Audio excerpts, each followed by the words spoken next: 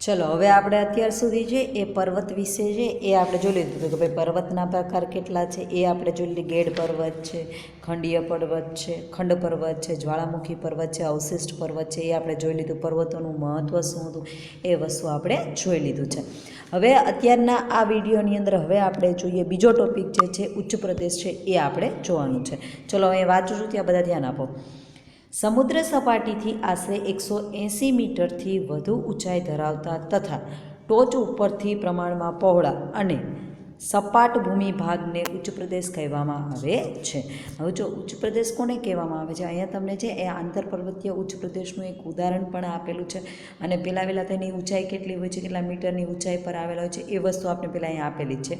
પહેલાં એ જોઈ લઈએ કે ભાઈ જો સમુદ્ર સપાટીથી આશરે 180 મીટરથી વધુ ઊંચાઈ ધરાવતો તથા ટોચ ઉપર છે એ પ્રમાણમાં પહોળો અને સપાટ હોય એવા ભૂમિભાગને ઉચ્ચ પ્રદેશ કહેવામાં આવે છે. ટોચનો જે ભાગ છે એ પ્રમાણમાં છે એ પહોળો ભાગ હોય છે અને સપાટ જે ભૂમિભાગ હોય છે, બરાબર, ત્યાં સપાટ જમીન રહેલી હોય છે એવા ભાગને ભૂમિભાગને ઉચ્ચ પ્રદેશ કહેવામાં આવે છે.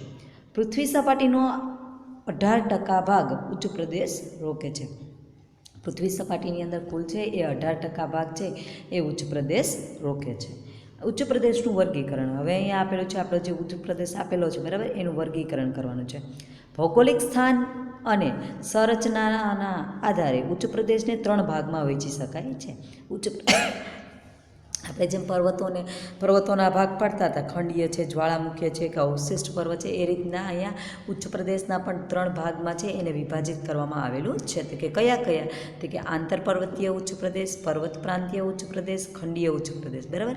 હવે પહેલું જે આપેલું છે એ આપેલું છે આંતરપર્વતીય ઉચ્ચ પ્રદેશ, બરાબર. એ કેવી રીતના કોઈ કહેવાય છે કે ભાઈ કેવી રીતની એની આખી પર્વતમાળા હોય, ઉચ્ચ પ્રદેશ કેવી રીતનો હોય કે જેને આપણે આંતરપર્વતીય ઉચ્ચ પ્રદેશ કહેવાય છે. તો એ જો આકૃતિ પણ આપેલી છે ને, પહેલાં આપણે વાંચીએ. ચારે બાજુથી ઊંચી પર્વતમાળાઓથી પૂર્ણ રીતે કે આંશિક રીતે ઘેરાયેલ ભૂમિભાગને આંતરપર્વતીય ઉચ્ચ પ્રદેશ કહેવામાં આવે છે. જો અહીં વચ્ચેના ભાગની અંદર છે તમને મેદાન જેવું દેખાય છે, એની ચારેય બાજુ છે બધી ચારેય બાજુથી ઊંચી પર્વતમાળાઓ દેખાય છે, પૂર્ણ રીતે કે આંશિક રીતે ઘેરાયેલી હોય, બરાબર. એટલે કે ટૂંકમાં બધી બાજુથી ઘેરાયેલી હોય. વચ્ચેનો ભાગ છે એ તમને સપાટ મેદાન જેવો દેખાય છે, બરાબર. ભૂમિભાગને આંતરપર્વતીય ઉચ્ચ પ્રદેશ કહેવામાં આવે છે. તિબેટનો ઉચ્ચ પ્રદેશ અને મોગોલિયાનો ઉચ્ચ પ્રદેશ જેના ઉદાહરણ છે. આંતરપર્વતીય જે ઉચ્ચ પ્રદેશ છે એની અંદર કેવું હોય છે તો કે ચારે બાજુથી છે એ ઊંચી પર્વતમાળાઓથી પૂર્ણ રીતે છે કે આંશિક રીતે થોડું ઘણું બાકી હોય એ રીતના એ ઘેરાયેલો હોય છે. એટલે બધી બાજુ ઊંચો પર્વત જેવો હોય ને વચ્ચેનો ભાગ છે એ સપાટ ભાગ હોય છે, ભૂમિ ભાગ હોય છે. એને આંતરપર્વતીય ઉચ્ચ પ્રદેશ કહેવામાં આવે છે. હવે આંતરપર્વતીય ઉચ્ચ પ્રદેશ છે એવા જે ચારે બાજુ પર્વત હોય ને વચ્ચેનો ભાગ છે એ સપાટ હોય એવો જે ઉચ્ચ પ્રદેશ છે એ આંતરપર્વતીય ઉચ્ચ પ્રદેશ છે. તો કે એ કઈ જગ્યાએ આવેલો છે તો કે તિબેટનો ઉચ્ચ પ્રદેશ અને મોગોલિયાનો ઉચ્ચ પ્રદેશ છે એ એના ઉદાહરણો છે. કોના ઉદાહરણો છે તો કે આંતરપર્વતીય ઉચ્ચ પ્રદેશના ઉદાહરણો છે, બરાબર. 1 માર્કના પ્રશ્નમાં તમને પૂછાય કે ભાઈ આંતરપર્વતીય ઉચ્ચ પ્રદેશ છે એના ઉદાહરણ કયા કયા છે, તો તમારે લખવાનું કે ભાઈ તિબેટનો ઉચ્ચ પ્રદેશ અને મોગોલિયાનો ઉચ્ચ પ્રદેશ છે જે એના ઉદાહરણો છે. સમજાણું? ચલો એની પછી બીજું આપેલું છે પર્વત પ્રાંતીય ઉચ્ચ પ્રદેશ. જો બધાના શેપ જોઈજો તમે. આંતરપર્વતીયની અંદર જો ચારેય બાજુ પર્વતો છે, વચ્ચેના ભાગની અંદર જો અહીંયા સપાટ તમને દેખાય છે, બરાબર. આ રીતના આ છે આંતરપર્વતીય. બીજો આપણને આપેલો છે પર્વત પ્રાંતીય ઉચ્ચ પ્રદેશ, બરાબર. જોઈ લેજો બધાના શેપ કઈ રીતના છે.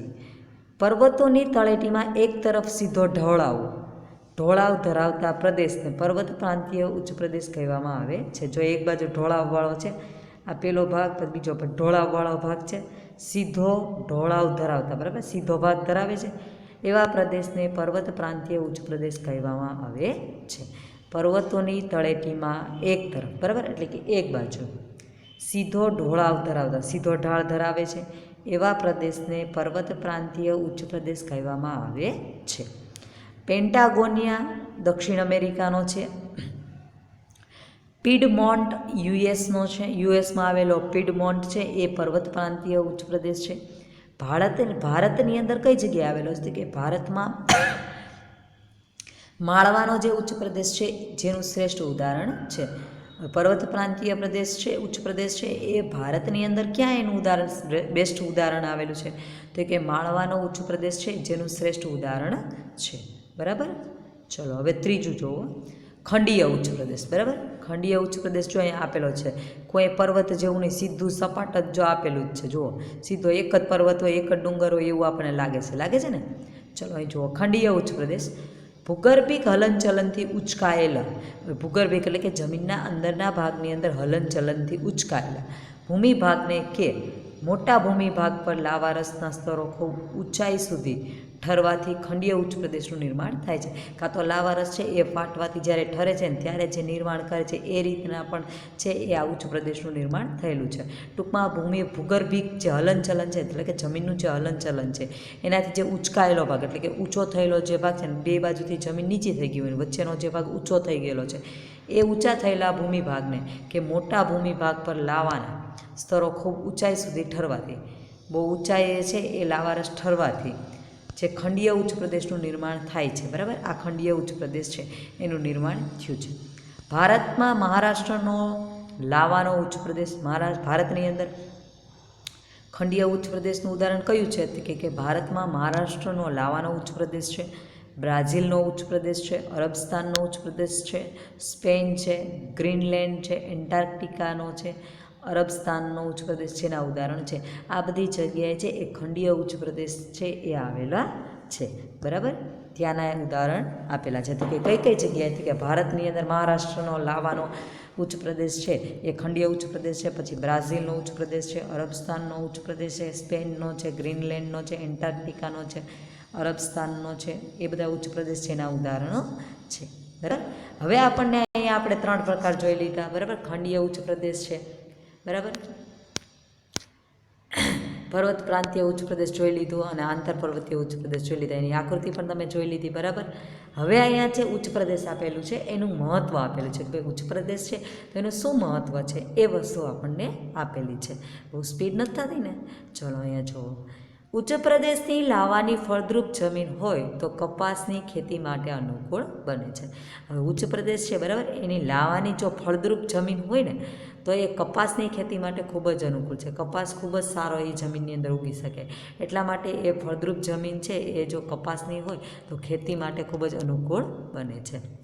પ્રાચીન નક્કર ખડકના ઉચ્ચ પ્રદેશમાંથી લોખંડ, મેંગેનીઝ, સોનું જેવી કિંમતી ખનિજો મળે છે.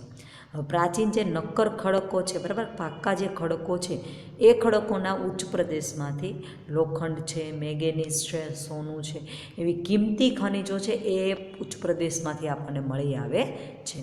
જેમ કે ભારતનો છોટા નાગપુરનો ઉચ્ચ પ્રદેશ, ભારતની અંદર છે એ છોટા નાગપુરનો ઉચ્ચ પ્રદેશ છે એ આનું ઉદાહરણ છે. આ જ ઉચ્ચ પ્રદેશના ઢોળાવ પશુપાલન માટે ખૂબ જ મહત્ત્વના છે. આ જે ઉચ્ચ પ્રદેશ છે, બરાબર, એ બધા ઉચ્ચ પ્રદેશના જે ઢોળાવો છે એ ઢોળાવો પશુપાલન માટે છે એ ખૂબ જ મહત્ત્વના ગણાય છે. પ્રવાસન અને ફિલ્મ શૂટિંગ માટે ઉપયોગી છે. પ્રવાસ માટે અને ફિલ્મ શૂટિંગ કરવા માટે છે આવા ઉચ્ચ પ્રદેશો છે એ ઉચ્ચ પ્રદેશો ખૂબ જ મહત્ત્વના ગણાય છે અને આકર્ષણનું કેન્દ્ર પણ બનતું હોય છે. અને પશુપાલન માટે પણ આવા ઉચ્ચ પ્રદેશો છે એ ખૂબ જ મહત્ત્વના ગણવામાં આવે છે. બરાબર. સમજાઈ ગયું? ઉચ્ચ પ્રદેશનું શું મહત્ત્વ હતું એ આપણે અહીંયા આપેલું હતું. સમજાણું બધાને? ચલો એની પછી જાણવા જેવું આપણને આપેલું છે. શું આપેલું છે એ તમે જુઓ. તમને અહીંયા એમ આપેલું છે કે ગુજરાતના સૌરાષ્ટ્રમાં, હવે ગુજરાતના સૌરાષ્ટ્ર કલ્પની લગભગ મધ્યમાં ઉચ્ચ પ્રદેશની રચના થયેલી છે. ગુજરાતની અંદર છે સૌરાષ્ટ્ર કલ્પ છે એની લગભગ મધ્યની અંદર છે એ ઉચ્ચ પ્રદેશની રચના છે એ ત્યાં થયેલી છે. એની વાત અહીં કરવામાં આવેલી છે. એની પછી આવે છે મેદાન આવે છે. બરાબર. હવે મેદાનનું આપણે જોઈએ તો હવે પહેલાં તો આપણે પર્વત જોઈ લીધું, બરાબર, પછી આપણે જોઈ લીધો ઉચ્ચ પ્રદેશ જોઈ લીધો છે. હવે આવે છે મેદાન, જેને સપાટ આપણે મેદાન કહીએ છીએ એ વસ્તુ. હવે એની વિશે આપણે જોઈએ. સમુદ્ર સપાટીથી 180 મીટરથી ઓછી ઊંચાઈ આવેલા. જો સમુદ્ર સપાટીથી 180 મીટર છે એ ઓછી ઊંચાઈ ઉપર. હવે ઉચ્ચ પ્રદેશમાં શું હતી વ્યાખ્યા? તો કે સમુદ્ર સપાટીથી આશરે 180 મીટરથી વધુ ઊંચાઈ ધરાવતા. બરાબર. અને અહીંયા છે મેદાનની અંદર શું આવે તો કે સમુદ્ર સપાટીથી 180 મીટર ઓછી ઊંચાઈએ આવેલા સમતલ કે સપાટ ભૂમિભાગને, સમતલ અથવા સપાટ જે ભૂમિભાગ છે, જમીનનો જે ભાગ છે એને મેદાન તરીકે ઓળખવામાં આવે છે. બરાબર. હવે જો ઓલાની અંદર શું હતું, ઉચ્ચ પ્રદેશની અંદર 180 મીટરથી વધુ ઊંચાઈ હતી, અને અહીંયા મેદાનની અંદર સમુદ્ર સપાટીથી 180 મીટરથી ઓછી ઊંચાઈએ આવેલા સમતલ કે સપાટ જે ભૂમિભાગ છે એને મેદાન તરીકે ઓળખવામાં આવે છે. તે પૃથ્વી સપાટીના લગભગ 55% ભાગ પર ફેલાયેલો છે. હવે એ જે ભાગ છે, જમીનનો જે ભાગ છે એ પૃથ્વીની સપાટી ઉપર લગભગ છે એ 55% ભાગ છે એ ફેલાયેલો છે. દુનિયાના મોટાભાગના મેદાન નદીઓ દ્વારા ઠલવાયેલ માટીમાંથી નિર્માણ પામ્યા છે. દુનિયાના મોટાભાગના જેટલા મેદાનો છે એ બધા મેદાનો છે એ નદીઓ દ્વારા ઠલવાયેલા જે કોઈ કાપ છે, બરાબર, એ માટીમાંથી છે એ નિર્માણ પામેલા છે. નદીઓ સિવાય કેટલાક મેદાનોનું નિર્માણ પવન, જ્વાળામુખી અને હિમ નદીઓ દ્વારા પણ થાય છે. નદીઓ સિવાય કેટલીક વખતે મેદાનોનું નિર્માણ છે એ પવન છે, જ્વાળામુખી છે કે હિમ નદીઓ છે એના દ્વારા પણ મેદાનનું નિર્માણ છે એ થતું જોવા મળે છે. ઘણી જગ્યાએ છે એ પવનોને લીધે થાય છે. તો ઘણી વખતે જ્વાળામુખી ફાટવાને કારણે મેદાનની રચના થતી હોય છે, તો ઘણી વખતે હિમ નદીઓ છે એના દ્વારા પણ મેદાનની રચના થતી હોય છે. એની પછી આપણને અહીંયા સરળ આપેલું છે મેદાનોનું છે એ વર્ગીકરણ આપેલું છે.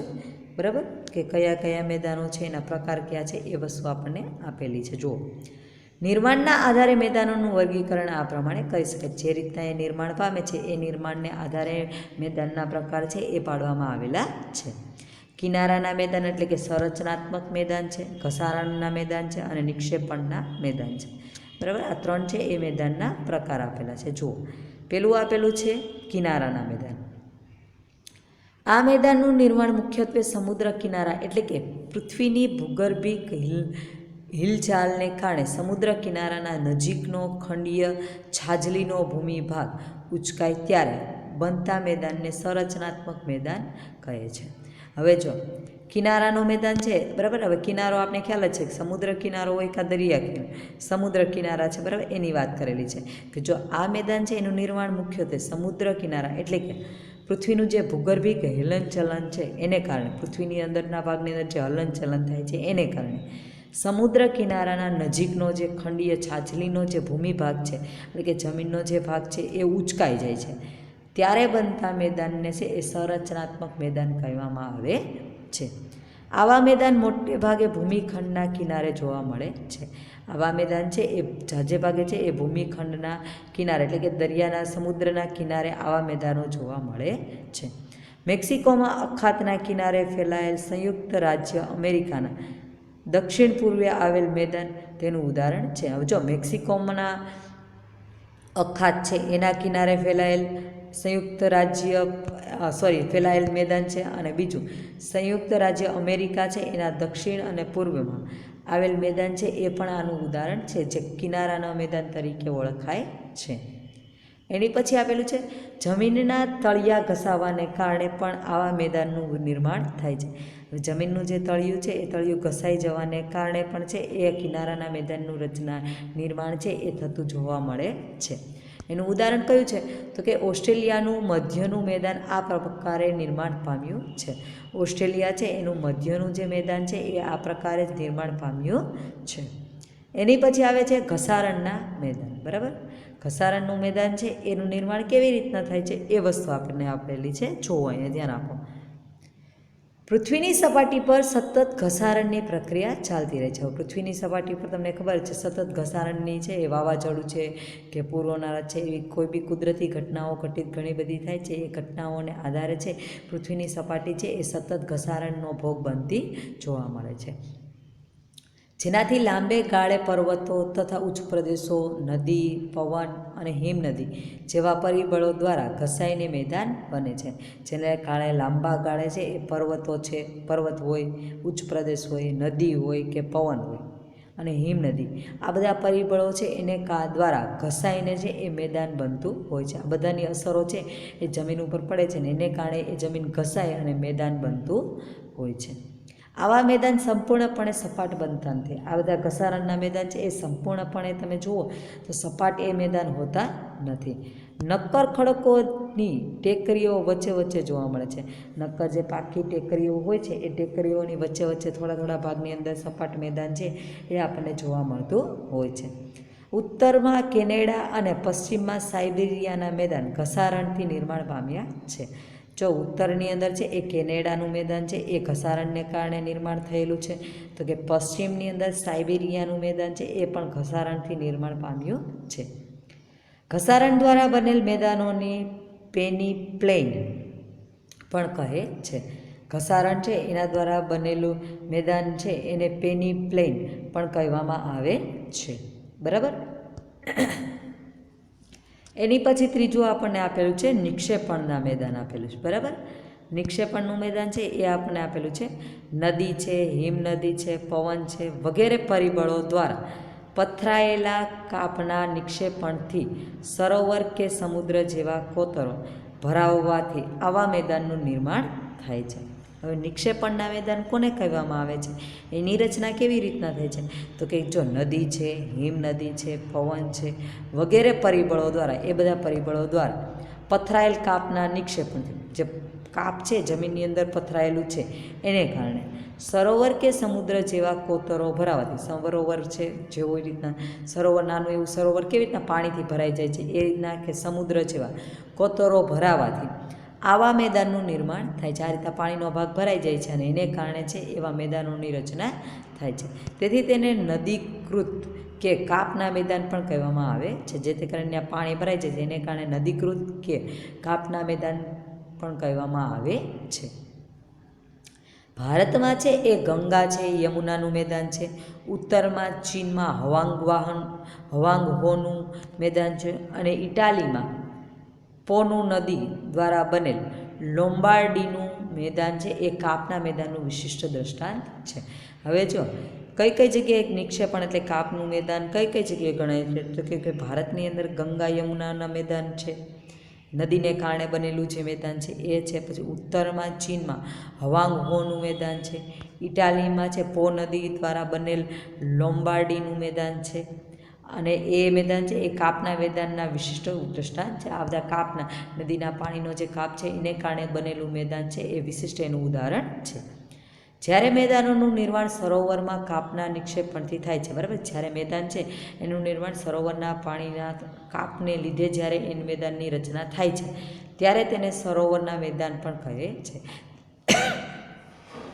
ત્યારે એ મેદાન છે એ મેદાનને સરોવરનું મેદાન તરીકે પણ ઓળખવામાં આવે છે. બરાબર. હવે અહીંયા આપણને આપેલું છે કાશ્મીરની ખીણો ભારતમાં સરોવરના મેદાનનું ઉદાહરણ છે. હવે કાશ્મીરની અંદર ખીણો છે એ ભારતની અંદર સરોવરના મેદાનનું ઉદાહરણ પણ ગણવામાં આવે છે. બરાબર. હવે આપણે જોઈએ મેદાનોનું મહત્ત્વ. હવે આપણે અત્યાર પર્વતોનું મહત્ત્વ, ઉચ્ચ પ્રદેશનું મહત્ત્વ જોયું, તો એવી જ રીતના અહીંયા મેદાનો છે એ મેદાનોનું શું મહત્ત્વ રહેલું છે એ પણ આપણે જોઈ લઈએ. તો શું છે, તો કે માનવ વસાહતો અને વ્યાપાર વાણિજ્યના સ્થાનો ફળદ્રુપ મેદાનોમાં સ્થપાય છે. હવે જો માનવ વસવાટ માટે છે એ સપાટ મેદાનની જરૂર પડે, વ્યાપાર વાણિજ્યના સ્થાનો છે એ ફળદ્રુપ મેદાનોમાં જ સ્થાન પામતા હોય છે. સપાટ મેદાન સડક માર્ગ અને રેલમાર્ગ માટે ઉપયોગી પુરવાર થાય છે. જો મેદાન હોય તો તે જ જગ્યાએ, સપાટ મેદાન હોય તો તે જ જગ્યાએ સડક માર્ગ એટલે રોડનું નિર્માણ થાય છે, રેલવેની સુવિધા ત્યાં થઈ શકે છે. એવી જ રીતના આપણે રોડ છે એ પણ ત્યાં જ બની શકે છે. ગીચ વસ્તી ધરાવતા શહેરો મેદાનોમાં આવેલા છે. જેટલી ગીચ વસ્તી ધરાવતા લોકો વસવાટ કરતા જે વિસ્તારો છે એ બધા વિસ્તારો મેદાનની અંદર જ આવેલા હોય છે. ફળદ્રુપ જમીન ખેત ઉત્પાદન માટે વધુ ઉપયોગી છે. ફળદ્રુપ જમીન હોય છે એ જમીન ખેત ઉત્પાદન માટે, ખેતીનો પાક ઉત્પાદન માટે છે એ વધુ ઉપયોગી હોય છે. ખેત પેદાશો ઉદ્યોગો માટે કાચો માલ પૂરો પાડે છે. ખેત પેદાશો છે એ ઉદ્યોગો માટે કાચો માલ છે એ પણ પૂરો પાડતો હોય છે. બરાબર. સમજાઈ ગયું અહીંયા સુધી? મેદાનોનું મહત્ત્વ આપણે જોઈ લીધું. બરાબર.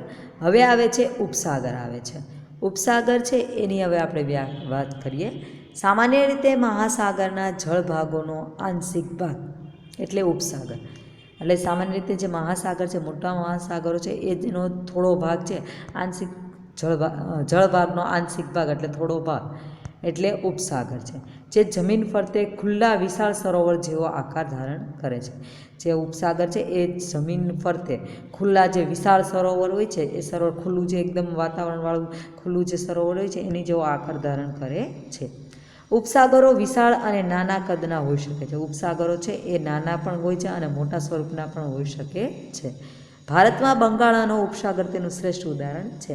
ભારતની અંદર બંગાળાનો ઉપસાગર છે એ એનું શ્રેષ્ઠ ઉદાહરણ છે. બરાબર. એની પછી આવે છે અખાત. અખાત કોને કહેવાય છે એ વસ્તુ જોઈ લેવી. જ્યારે કોઈ જળ વિસ્તાર 3 બાજુથી ભૂમિથી ઘેરાયેલ હોય, બરાબર, જ્યારે ત્રણેય બાજુ છે એ જમીનનો ભાગથી ઘેરાયેલો હોય તેને અખાત કહેવામાં આવે છે. અને એક ભાગ છે એ પાણીનો ભાગ હોય છે. 3 બાજુ જમીનનો વિસ્તાર, જ્યારે કોઈ જળ વિસ્તાર, બરાબર, પાણીનો વિસ્તાર ત્રણેય બાજુથી એનો ભૂમિથી ઢકાયેલો હોય, એટલે કે જમીનનો ભાગ આવેલો હોય, એક બાજુ ન હોય, પાણીનો ભાગ હોય, બરાબર, તેને અખાત કહેવામાં આવે છે. ઉદાહરણ તરીકે આપણે ખ્યાલ જ છે કે ખંભાતનો અખાત છે અને કચ્છનો અખાત છે એ ત્રણેય બાજુ છે એ જમીનનો ભાગ આવેલો છે અને એક બાજુ જ પાણીનો ભાગ આવેલો છે. એવા ભાગને અખાત કહેવામાં આવે છે. અને ભારતની અંદર છે એ ખંભાતનો અખાત છે અને કચ્છનો અખાત છે એ બે એના ઉદાહરણો જોવા મળે છે. પછી ભૂસીર છે. ભૂસીર કોને કહેવાય છે? તો કે ભૂસીર એટલે ભૂમિનો લંબાત્મક છેડો જે જળ ભાગમાં ફેલાયેલો હોય છે, જે લાંબો ભાગ જે જળમાર્ગની અંદર ફેલાયેલો હોય છે, જેને સમુદ્ર રેખા તરીકેની સંજ્ઞા પણ આપી શકાય છે. જેને સમુદ્ર રેખા આપણે જેને કહીએ છીએ, બરાબર, એ સંજ્ઞા તરીકે પણ આપણે એને ઓળખી શકીએ છીએ. દાખલા તરીકે કન્યાકુમારી ભારતની અંદર અને Cape of Good Hope Africa, એની છે એ ભૂસીર એટલે કે એની સમુદ્ર રેખા તરીકેની સંજ્ઞા છે એ આપણે એને આપી શકીએ છીએ. એ એના ઉદાહરણ છે. પછી આપેલું છે ટાપુ. ટાપુ કોને કહેવામાં આવે છે એ વસ્તુ આપણે જોઈએ કે જે ભૂમિ ભાગ ચારેય બાજુથી જળ વિસ્તારથી ઘેરાયેલી હોય તેને ટાપુ તરીકે ઓળખાય છે. એક ભાગ આપણે જો અખાતમાં જોયું કે 3 બાજુથી છે એ ભૂમિથી ઘેરાયેલી હોય છે, અહીંયા છે એ ચારેય બાજુ છે એ પાણીથી ઘેરાયેલી હોય છે, તેને ટાપુ તરીકે ઓળખવામાં આવે છે. બરાબર. ઉદાહરણ તરીકે ટાપુના કયા કયા ઉદાહરણ છે? તો કે લક્ષદ્વીપ છે, અંદમાન નિકોબાર છે, શંખોદ્વાર છે, બેટ દ્વારકા છે, પિરોટન છે, નારા બેટ છે, પીરમ બેટ છે, શિયાળ બેટ છે. આ બધા છે એ ટાપુના ઉદાહરણ છે. જે ભૂમિ ભાગની ચારેય બાજુથી જળ વિસ્તારથી ઘેરાયેલા હોય એને ટાપુ કહેવાય છે. આ બધા એના ઉદાહરણો છે. આ બધા જગ્યાએ ટાપુ આવેલા છે. બરાબર. એની પછી આવેલું છે ખીણ આવેલી છે. ચલો અહીં જુઓ, ખીણમાં વાંચું છું ત્યાં ધ્યાન આપો. પર્વતોની હારમાળા વચ્ચે આવેલો નીચાણવાળો ભાગ, પર્વતોની જે હારમાળા આવેલી છે એમાં નીચાણવાળો ભાગ છે જેને ગેડ પર્વતો અને ખંડ પર્વતોના વખતે તથા નદી હિમનદીના ઘસારણ કાર્યના પરિણામે ખીણોની રચના થાય છે. હવે જો ગેડ પર્વતો છે, ખંડ પર્વતો છે, એના નિર્માણ વખતે નદી હિમનદીના ઘસારણ કાર્યના પરિણામે ખીણોની રચના થાય છે, તેને ખીણ કહેવામાં આવે છે. એમાં કાશ્મીરની ખીણ છે એનું ઉદાહરણ છે. પછી આપેલું છે સામુદ્રધુની આપેલી છે. 2 જળ વિસ્તારોને જોડતી સાંકડી જળ સપાટીને સામુદ્રધુની કહેવામાં આવે છે. 2 જળ વિસ્તાર છે, બરાબર, એને જોડતી જે સાંકડી જળપટ્ટી છે, બરાબર, એને સામુદ્રધુની કહેવાય છે. ઉદાહરણ તરીકે પાલકનની સામુદ્રધુની ભારત અને શ્રીલંકા વચ્ચે આવેલી છે. પાલકનની સામુદ્રધુની છે એ બંને જળ વિસ્તારોને જોડતી છે એ સાંકડી જળ સપાટી છે અને એ જળ સપાટી ભારતની અંદર છે એ ભારત અને શ્રીલંકાને જોડતી ગણાય છે. એની પછી આવે છે સંયોગી ભૂમિ. કોને કહેવાય છે? કે 2 જળ વિસ્તારોને અલગ કરતી સાંકડી ભૂમિપટ્ટીને સંયોગી ભૂમિ કહે છે. 2 જળ વિસ્તાર છે, બરાબર, એને અલગ કરતી સાંકડી ભૂમિપટ્ટીને, ભૂમિભાગને સંયોગી ભૂમિ કહેવામાં આવે છે. એના ઉદાહરણ છે પનામા ઉત્તર અને દક્ષિણ અમેરિકા ખંડ વચ્ચે આવેલો છે. જે 2 જળ વિસ્તારોને છે એ અલગ કરતી સાંકડી ભૂમિપટ્ટી છે એ આવેલી છે. તો કે ઉત્તર અને દક્ષિણ અમેરિકા ખંડ વચ્ચે આવેલો ભાગ છે, જે એને ઉદાહરણ છે. બરાબર, સંયોગી ભૂમિનું ઉદાહરણ છે. બરાબર.